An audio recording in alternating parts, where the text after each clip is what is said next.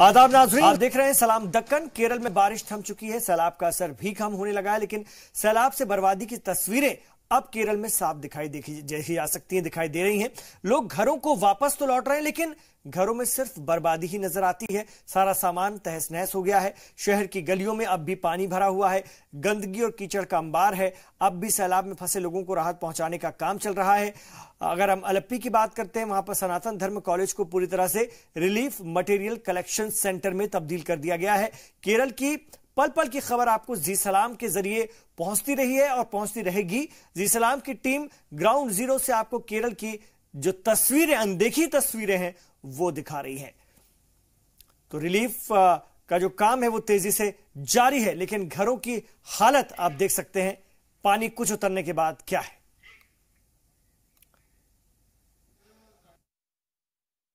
Kerala is tiding over the worst calamity that the state faced in a century.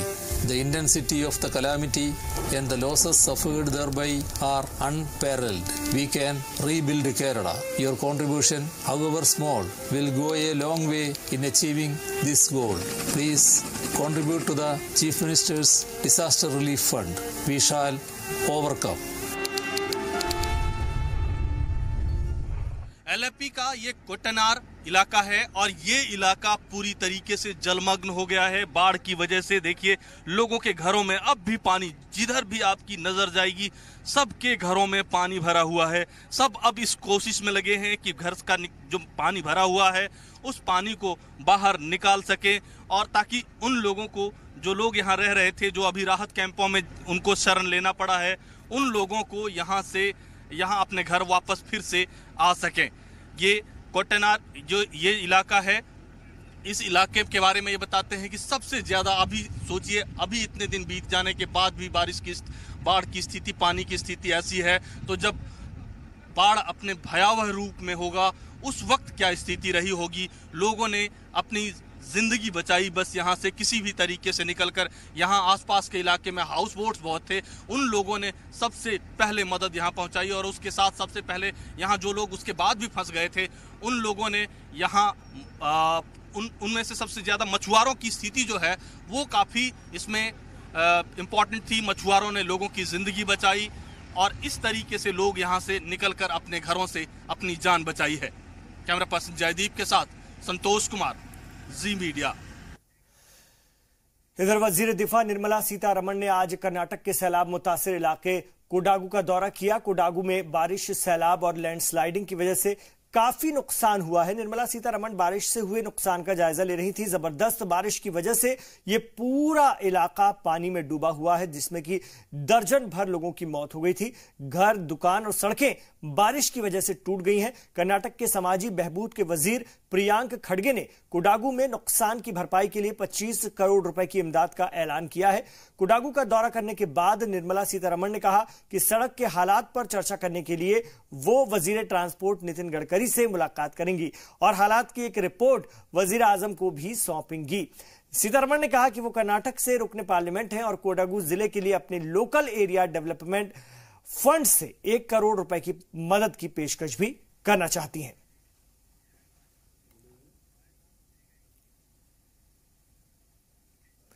Kerala में बाढ़ से किस कदर हालात खराब हैं, जी मीडिया की टीम ग्राउंड जीरो से इसकी रिपोर्ट दिखा रही है। अलेप्पी के देही इलाकों में तो हालात बद से बदतर हो गए हैं। घरों में अब भी 3-3 फीट पानी भरा हुआ है। पूरा हाल बता रहे हैं हमारे साथी संतोष कुमार। केरल में आई बाढ़ की वजह से तबाही की तस्वीरें अब पूरे केरल से आनी शुरू हो गई हैं।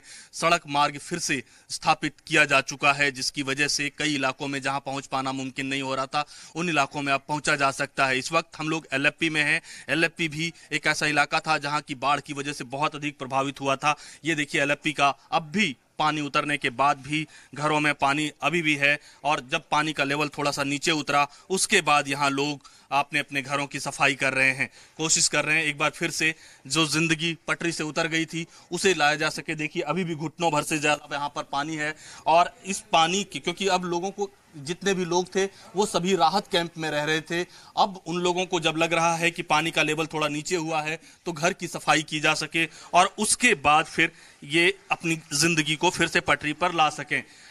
कुल मिलाकर यहाँ अब सफाई शुरू हुआ है, लेकिन यहाँ घर के अंदर की स्थिति के बारे में आपको बताना चाहेंगे। सब कुछ इनका यहाँ पर तबाह हो गया है। लगभग जो सामान था घर के नीचे, वो सारे सामान बिल्कुल बुरी तरीके से पानी में डूब गया। लोग परेशान हैं क्योंकि सब अब जो राहत कैंपों में रह रहे हैं, बहुत ज्यादा दिन राहत कैंप में नहीं रहा जा सकता है। जिंदगी भर की जो कमाई है वो इन लोगों का इसी घर में है, तो इस तरीके से परेशानी है। जिंदगी पटरी पर लौटने में अभी थोड़ा वक्त लगेगा। पानी अब भी भरा हुआ है, लगभग 3 फीट के आसपास पानी भरा हुआ है। ये देखिए तुलसी का यहाँ, जिसको हम पिंड कहते हैं, ये पूरी तरीके से पानी में जलमग्न है। बगल में आपको सामने एक मोटरसाइकिल दिखाई पड़ रही होगी, वो भी आधा जलमग्न है। अभी भी परिस्थितियां उतनी अनुकूल नहीं हुई हैं। तो जब सैलाब का पानी बढ़ने लगा तो लोगों ने भाग करके अपनी जान बचाई। घर का सारा सामान तहस नहस हो गया। घर के अंदर बर्बादी के निशान देखकर आप चौंक जाएंगे। लोगों की जिंदगी भर की कमाई घर में यूं ही रखा रह गया। जैसे ही पानी बढ़ना शुरू हुआ, लोग अफरा तफरी में अपने अपने घर को छोड़कर अपनी जिंदगी बचाने की कोशिश में लग गए, और इस कोशिश में उनका जो सामान था, जिंदगी भर से जो इकट्ठा किया, वो सारा सामान यहीं पर छूट गया। और इसकी वजह से देखिए ये पूरा घर किस तरह से यहाँ पानी में डूब गया। लोगों के अपने सामान जितना हो सका, जितना बचाने की पूरी कोशिश की, लेकिन वो बच नहीं पाया। लगभग सब पानी में डूब गया था। अब पानी धीरे धीरे नीचे जा रहा है। उसके बाद अब यहाँ देखिए ये फ्रिज, इसको भी महफूज रखना था, क्योंकि अगर पानी यहाँ इसमें चला जाएगा तो फिर ये नुकसान हो सकता था। बैटरी को, जो इलेक्ट्रॉनिक आइटम्स थे, उन सबको नुकसान। तो कोशिश इन लोगों ने की कि बचाया जा सके, जो भी बचा सके उसको बचाया जा सके तो बेहतर होगा, क्योंकि फिर से जब जिंदगी पटरी पर इनको लाने की कोशिश होगी तो तब ये सारे सामान काम आएंगे। क्योंकि इधर हम किचन की तरफ आपको ये दिखाना चाहेंगे कि जब पानी बढ़ा तो अचानक पानी बढ़ गया, जिसकी वजह से ये देखिए ऐसा लग रहा है जैसे कि खाना उस वक्त बनाया जा रहा होगा।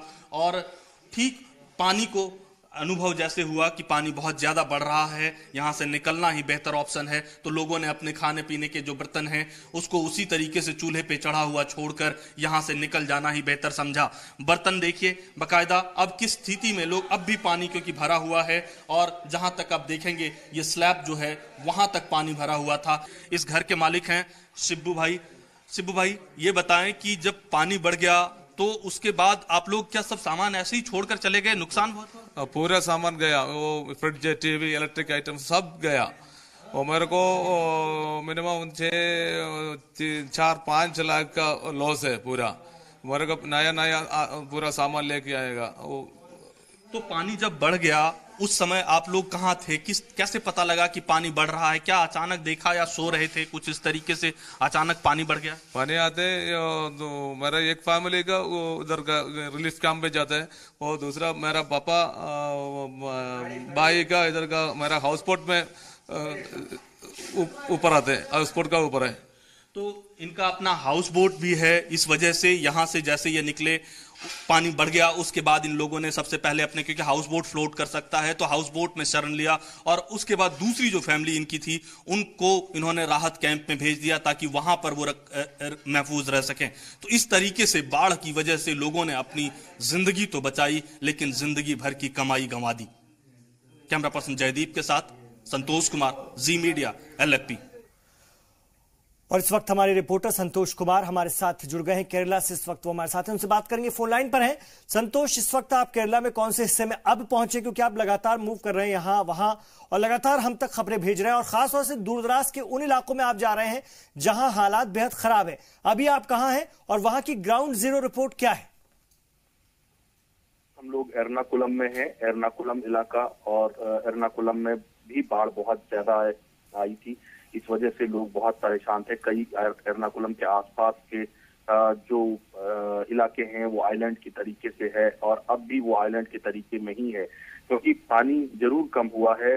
कुछ इलाके ऐसे हुए हैं जहां पर सड़क मार्ग अब स्थापित हो चुका है, तो रेस्क्यू का जो काम था वो रेस्क्यू से ज्यादा अब रिलीफ मटेरियल की जरूरत है, और लोग अपने अपने घरों से क्लीनिंग की जरूरत है। तो ऐसे में पानी जब नीचे उतर रहा है तो लोग अपने अपने घरों की तरफ रुख कर रहे हैं और वहां उसे साफ सफाई कर रहे हैं। लेकिन क्योंकि पानी बहुत ज्यादा दिन तक उनके घरों में उसकी नींव पर रह गया, तो इसलिए नींव बहुत कमजोर हो गई है। कई घर तो ऐसे भी हैं जिसमें कि अब जैसे थोड़ा बहुत पानी जब नीचे उतर तो उसके बाद जब वो घर की तरफ रुख कर रहे हैं तो उनके घर की नींव इतनी कमजोर हो गई कि बिल्डिंग ही पूरी गिर रही है। तो ऐसे लोग अब भी डर रहे हैं। अब भी डर इस बात का है कि कहीं ऐसा ना हो कि नींव कमजोर होने की वजह से उनका घर गिर जाए और वो उनकी जिंदगी फिर खत्म हो जाए। तो इसलिए लोग अभी राहत कैंप से बहुत ज्यादा लोगों ने अभी अपने घरों की तरफ रुख नहीं किया है, लेकिन हाँ 1-2 बार देखने के लिहाज से वो अपने घर की तरफ जरूर जी। राहत कैंपों में सबको तमाम जो सहूलत हैं, जो खाने पीने का इंतजाम या दूसरी जो सहूलत हैं, वो मिल रही है बाकायदा? देखिए, संख्या बहुत ज्यादा है, लगभग 12 लाख के आसपास राहत शिविरों में लोग रह रहे हैं। तो कहीं कहीं कुछ शिकायतें जरूर हैं, लेकिन आमतौर पर क्योंकि सामान पूरे देश भर से जिस तरीके से लोगों ने इस बाढ़ की आपदा में केरल के लोगों की मदद की है, वो सारा सामान आ रहा है। इसके लिए एयरफोर्स ने अपने सबसे बड़े मालवाहक विमान को उतार दिया है, जैसे जंबो C-17 जंबो। बिल्कुल, हम तस्वीरों में भी देख पा रहे हैं, आटा है, कपड़े हैं, बाल्टियां हैं, बिस्किट्स हैं, ये तमाम चीजें जो मोटे तौर पर अभी क्योंकि सब कुछ लुट गया है, बर्तन सारे बह गए हैं। अब कई लोगों का तो पूरा घर ही का सामान ही बह गया, पता ही नहीं चला कहां गया। तो ऐसे लोगों के लिए ये सब सामान जो आ रहा है बहुत बड़ी मदद कर सकता है। जी हाँ, देखिए सामान की कोई कमी नहीं है। अभी फिलहाल अगर हम बात करें तो सामान लगभग हर जिले में, जो प्रभावित जिले हैं वहां पर इतने सामान रात दिन करके पूरे देश भर से आ रहा है। और इसमें जो सड़क माध्यम से आ पा रहा है वो तो ठीक है, और जल्दी में जहां पहुंचाना हो उन जगहों पर C-17 ग्लोब मास्टर का एयरफोर्स ने इस्तेमाल किया और लगभग 3 से 4 राउंड C-17 का लग रहा है। इसका मतलब 70 टन हर बार आ रहा है राहत सामग्री, और उसको फिर उन अलग अलग। बिल्कुल संतोष, एक चीज आपसे और पूछना था कि अब पानी जो उतर रहा है धीरे धीरे, कैंपों में लोग हैं तो घर वो लौटने की कोशिश में हैं क्या, वो जाएंगे या इसमें भी अभी वक्त लगेगा? इसमें देखिए अभी वक्त लगेगा क्योंकि पानी तो उतर गया है, लेकिन और लोग अभी जा जरूर रहे हैं, लेकिन सुबह जा रहे हैं, शाम को वापस लौट के आ जा रहे हैं। ऐसा इसलिए क्योंकि वो उनको क्लीन करना था तो घर की क्लीनिंग कर रहे हैं। क्लीनिंग करने के बाद वापस एक बार फिर से राहत कैंपों की तरफ ही रुख कर लेते हैं, क्योंकि घर की नींव काफी कमजोर हो गई है। उन्हें डर है कि कहीं ऐसा ना हो कि उनकी बिल्डिंग कोलैप्स कर जाए, और ऐसे में अगर ऐसा होता है तो उनकी जिंदगी खतरे में पड़ सकती है। इस लिहाज से वो लोग अभी कैंपों में ही रहना बेहतर होगा, और इसी वो भी मानते हैं कि ऐसा ही ठीक है। शुक्रिया संतोष कुमार आपका केरल से इस पूरी बातचीत के लिए। एक छोटा सा वक्फा हम यहां पर ले रहे हैं, लौट रहे हैं सलाम दक्कन में और भी खबरों के साथ।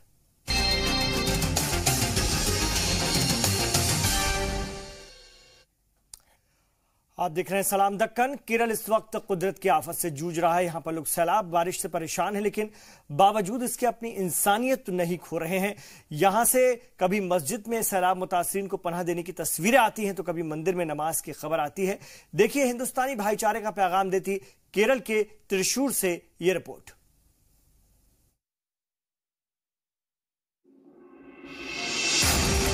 केरल से आ रही तस्वीरों में ऐसी भी तस्वीरें सामने आ रही हैं जो बता रही हैं कि आफत भले ही कितनी बड़ी क्यों ना हो, लेकिन ये इंसानियत को खत्म नहीं कर सकती। हिंदुस्तान की रगों में जो भाईचारे का लहू बह रहा है वो किसी भी परेशानी में काम आ सकता है।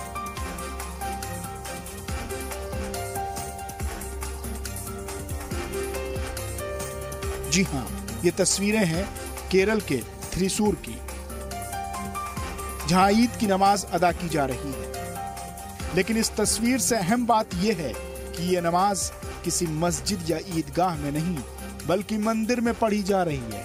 जी हाँ, हिंदुस्तान की असली तस्वीर पेश करती ये तस्वीरें थ्रिसूर के मल्लापुरम में इरावथूर की है, जहां मंदिर का एक हॉल मस्जिद में तब्दील कर दिया गया, जिससे सैलाब मुतासिर केरल में मुसलमान भाई ईद उल अजहा की नमाज अदा कर सके। इस इलाके में ज्यादातर मसाजिद सैलाब में डूब गई हैं, जिसकी वजह से हिंदू मजहब के लोग आगे आए और ये मिसाल पेश की।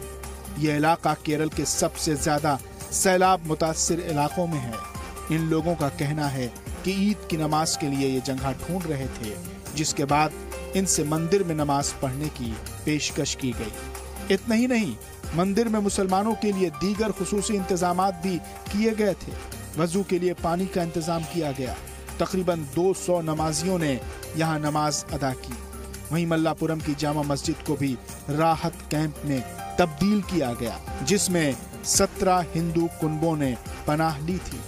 इनमें बच्चे, बूढ़े और खवातीन भी शामिल थे। इसके साथ ही मुसलमानों के ग्रुप ने 2 मंदिरों की सफाई में भी मदद की। मस्जिद की तरफ से इन लोगों को खाने का सामान भी फराहम कराया गया।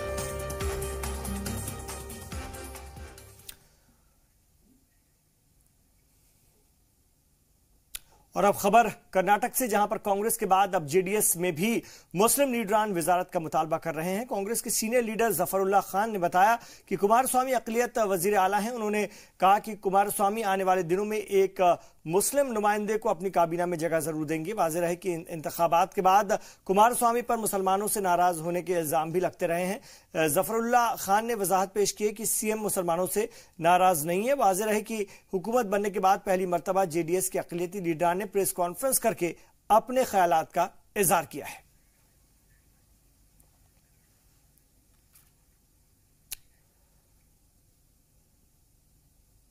जाको राखे साइयां मार सके ना कोई, ये कहावत तो आपने कई बार सुनी होगी, लेकिन इसका ताजी जो इसकी मिसाल है वो देखने को मिली है बेंगलुरु में, जहां पर वो एक चौंकाने वाले सड़क हादसे में एक बच्चा सही सलामत बच जाता है।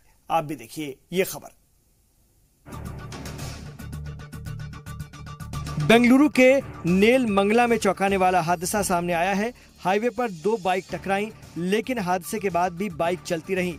आपको देखकर हैरानी होगी, हादसे के बाद बाइक सवार जोड़ा सड़क पर गिर गया, लेकिन 5 साल का बच्चा चलती बाइक पर बैठा रहा।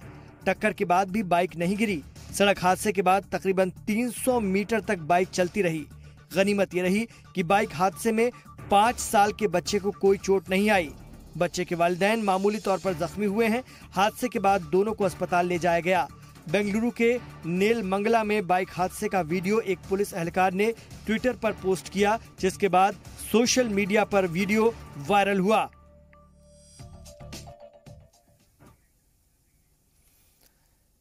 तो जिसकी जिंदगी बचनी होती है, खुदा जिसको जिंदगी बख्शता है, उस तरह से भी बच निकलता है। और मासूमों के साथ तो कहते हैं खुदा ही। हालांकि बच्चा भी बच गया, इसके माँ बाप को भी मामूली चोट थी, वो भी अब ठीक है। तो नाज़रीन, इस बुलेटिन में फिलहाल इतना ही। आप देखते रहिए जी सलाम।